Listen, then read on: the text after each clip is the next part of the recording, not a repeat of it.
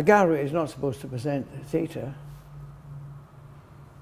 I'm not an art centre. I wouldn't want to be involved with an art centre.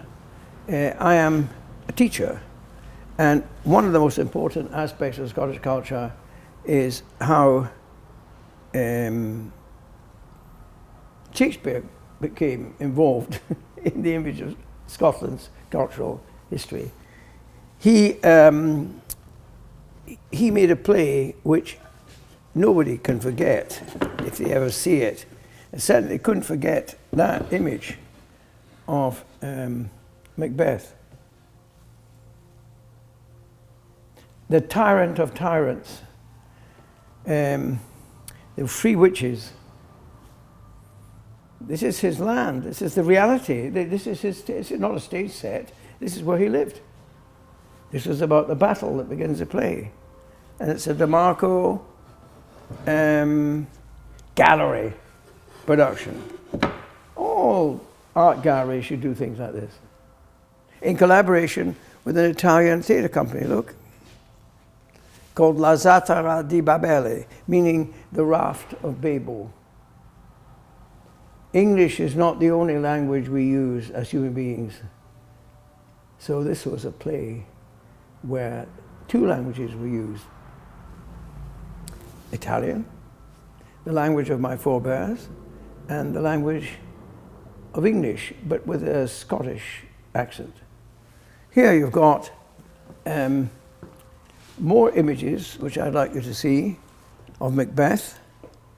This is this is a production outside of Edinburgh. That was more or less outside of Edinburgh too, because I don't want to just be confined to Edinburgh. And this is with a company of actors from the National Theatre of Belarus. Not Russia, White Russia. And the whole thing was in Belarusian language.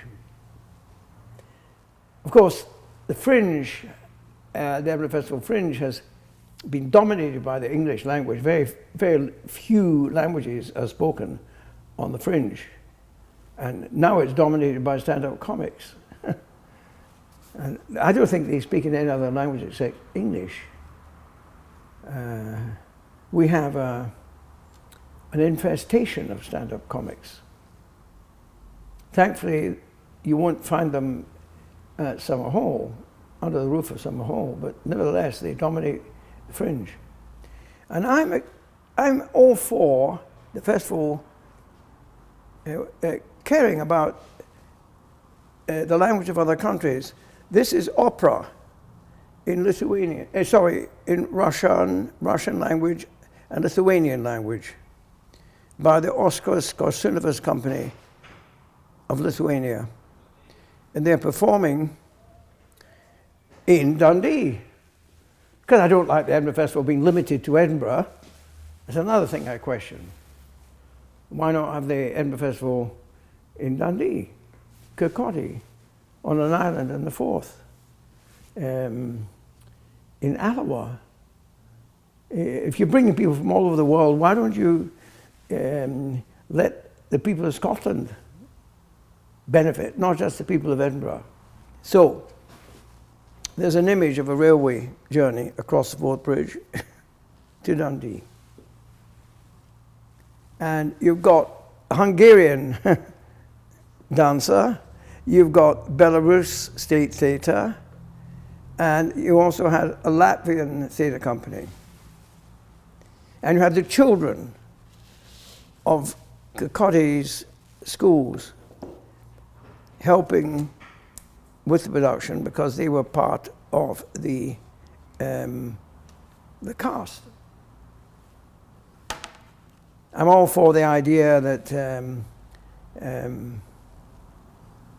even the highest level of artistic endeavour should involve children. It should involve the people of Scotland. I like the Edinburgh Festival chorus because it's one of the world's great choruses, and it had to be formed under the direction of a friend of mine. And so they all ended up, these people who are Scots, singing with the best orchestras and musicians. I think this is important. Look here. Typical of what I expect a gallery to present.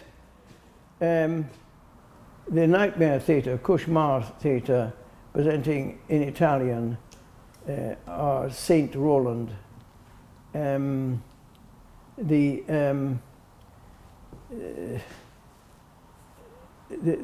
theatre company from, my goodness me, Poland, Zoriuszka. Theatre company from England. And this one here, the National Theatre of Romania. Academy of Theatre and Film Arts in Bucharest.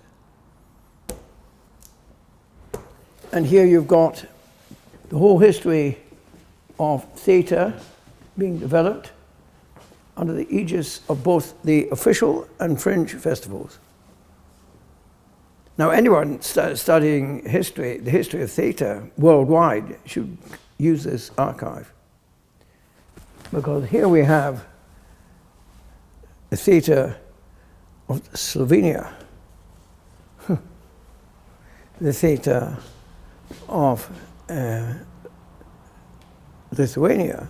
No, not the theatre, the art, not the theatre. Well, yes, because performance art was also involved. And I care about everything that's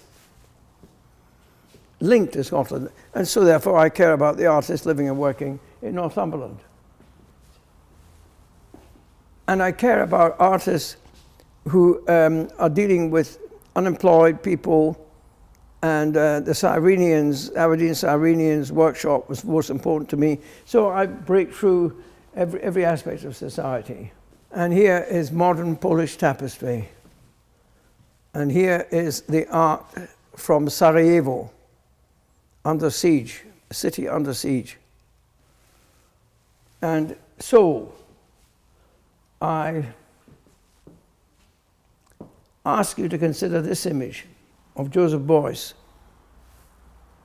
in dialogue with a genius, a scientist who was also an artist, and his name is Buckminster Fuller. And helping them have a dialogue is the great patron of the arts, the woman who more or less helped to found the Edinburgh Festival, Lady Rosebery.